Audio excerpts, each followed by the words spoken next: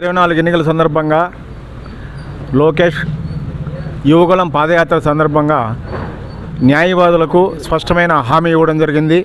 న్యాయవాదుల పరిరక్షణ చట్టాన్ని ప్రభుత్వం రాగానే తక్షణం తీసుకొస్తామని చెప్పేసి హామీ ఇవ్వడం జరిగింది. ఇప్పటికి 2 సంవత్సరాలు పూర్తయింది కాబట్టి ఇప్పటి వరకు కూడా చట్టం యొక్క నమూనా కూడా తయారు చేయలేదు ప్రభుత్వం.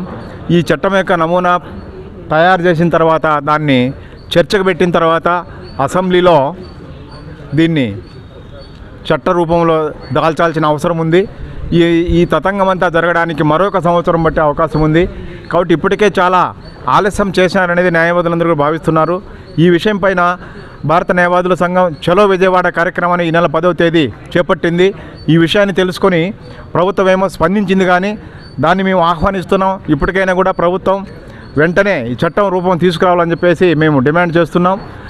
మొట్టమొదటి ఇక్కడ మన దేశంలో రాజస్థాన్లోనూ ఈ చట్టం తీసుకొచ్చారు, కర్ణాటకలో కూడా రెండవసారి తీసుకొచ్చారు, తెలంగాణలో ఈ మధ్యనే జూన్ 2వ తేదీ నుంచి అమలులోకి కూడా వచ్చింది. ఈ చట్టం అనేది అదేదో న్యాయవాదుల వ్యక్తిగతమైన స్వార్థం కోసం చేసేది కాదు. ఇది మేము ఎప్పుడైతే ప్రజాస్వామ్యంలో బలమైన స్తంభంగా ఉన్నటువంటి న్యాయ వ్యవస్థ పని చేయాలంటే న్యాయవాదులు వారి యొక్క రక్షణ చాలా అవసరం. న్యాయవాదులేం వాళ్ళ ఫ్యామిలీ కోసం రక్షణ అడగడం లేదు. కక్షిదారుల యొక్క వాయిస్ను, కక్షిదారుల యొక్క వాదనను మేము వినిపించిన సందర్భంలో, బలంగా వినిపిస్తున్న సందర్భంలో ప్రత్యర్థుల నుంచి దాడులు, బెదిరింపులు అన్నీ వస్తున్నాయి.